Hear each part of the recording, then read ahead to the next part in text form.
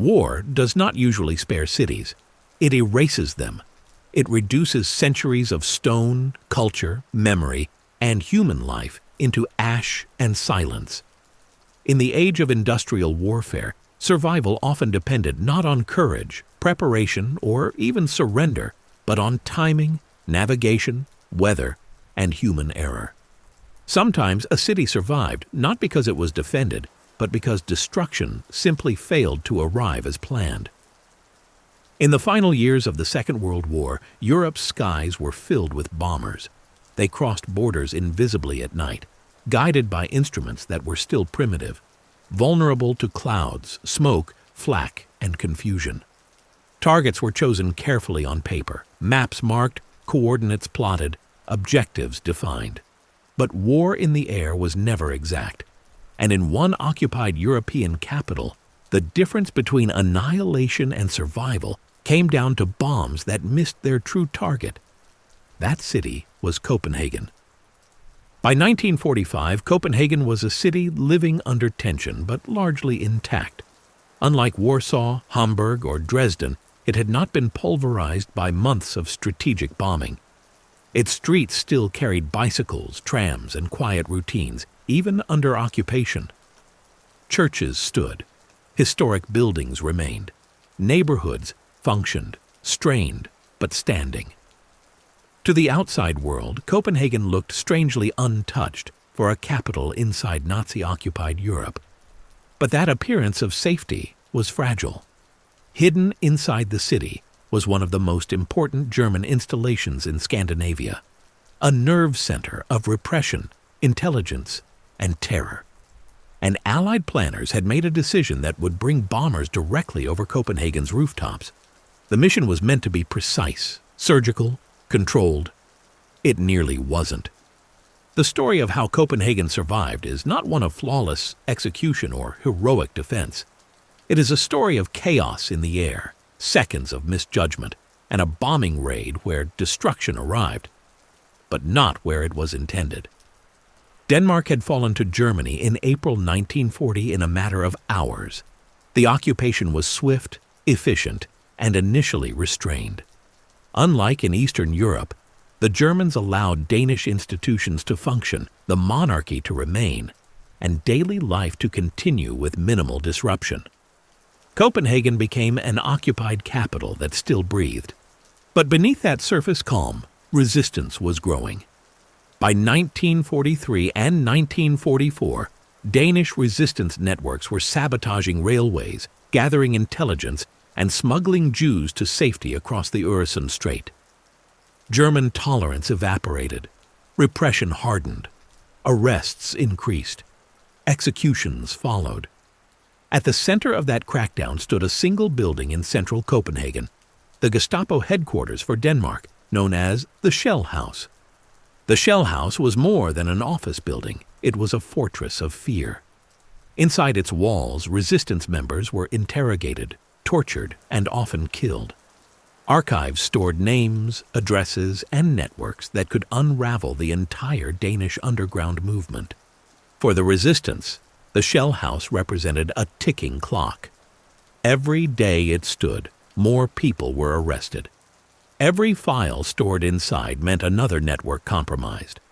The Danish resistance asked for help, and for the first time, the British agreed to bomb a target in the heart of an occupied capital. The mission was codenamed Operation Carthage. From the beginning, the plan was dangerous. The Shell House sat in a dense urban area surrounded by civilian buildings, schools, and narrow streets. High-altitude bombing was impossible. The risk of widespread destruction was too great. The only option was a low-level attack, fast, precise, and terrifyingly close to the ground. The mission would be carried out by the Royal Air Force using Mosquito fighter bombers. These aircraft were fast, agile, and capable of flying just above rooftop level. But speed was a double-edged sword. There would be no second chances. Pilots trained obsessively for the raid. They memorized the city's layout. They studied photographs of the Shell House from every angle. They rehearsed approach routes again and again. They knew that a single mistake could level entire neighborhoods. The objective was simple: destroy the Gestapo headquarters and its records. Nothing else. But war rarely respects simplicity.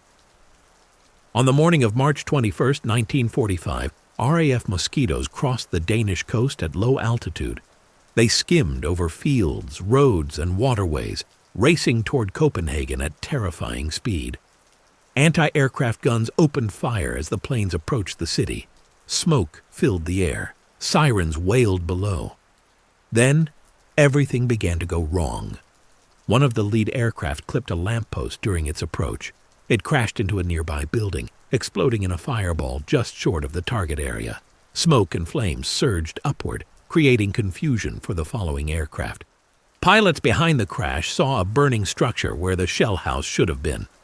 In the chaos, some mistook the wreckage for the actual target. Bombs were released. But not all of them fell where intended. This moment, lasting only seconds, nearly changed Copenhagen's fate forever. Some bombs struck the shell house directly, collapsing its upper floors and igniting massive fires inside. Gestapo officers were killed. Files burned. Prisoners managed to escape as chaos tore through the building. But other bombs missed. They fell instead on nearby structures, including a French school filled with children. The loss of civilian life was devastating. The tragedy shocked Denmark and Britain alike. The mission succeeded in its military objective, but at an unbearable cost. And yet, in the midst of that horror, something else happened. The bombs that could have obliterated central Copenhagen, those that might have cascaded into uncontrolled destruction, did not fall. The aircraft that misidentified targets still carried limited payloads. The raid was short. The planes departed quickly. There was no second wave, no saturation bombing, no follow-up strikes. The city survived not because it was untouched, but because the bombing stopped. To understand how close Copenhagen came to catastrophe, one must understand how air war usually unfolded in 1945. By that point, Allied bombing campaigns were relentless. Cities were attacked repeatedly, night after night, until infrastructure collapsed and civilian life became impossible. Hamburg burned for days. Dresden was flattened in hours. Berlin endured wave after wave of destruction. Copenhagen was vulnerable to the same fate. It was a port city, a rail hub, a political center. It lay within easy reach of Allied air bases. And in the final months of the war, restraint was becoming rarer. But Copenhagen was spared escalation. The raid did not turn into a broader bombing campaign. The city was not designated for systematic destruction. The war ended weeks later. History hinged on timing. When the smoke cleared, the shell house was in ruins. The Gestapo's grip on Denmark was broken. Resistance networks survived. Prisoners escaped. German intelligence operations were crippled, and Copenhagen still stood. Its historic center remained largely intact. Its neighborhoods were scarred but alive. Its people mourned, but they were not living among ruins.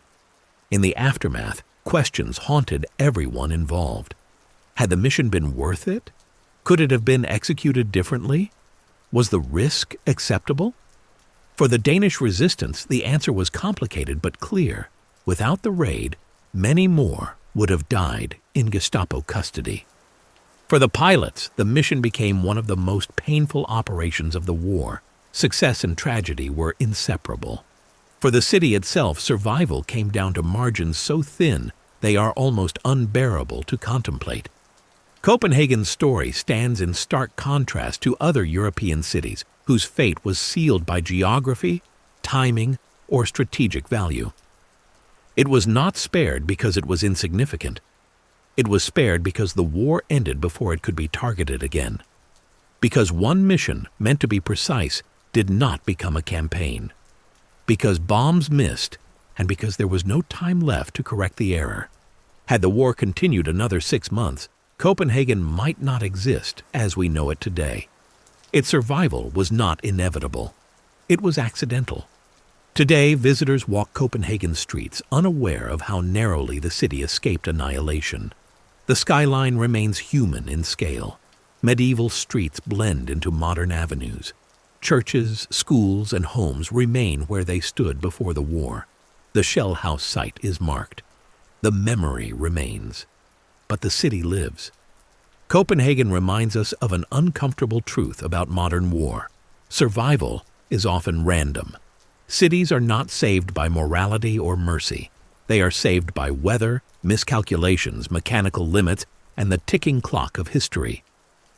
In another timeline, Copenhagen burns. In this one, it survives because the bombs missed and because the war ran out of time.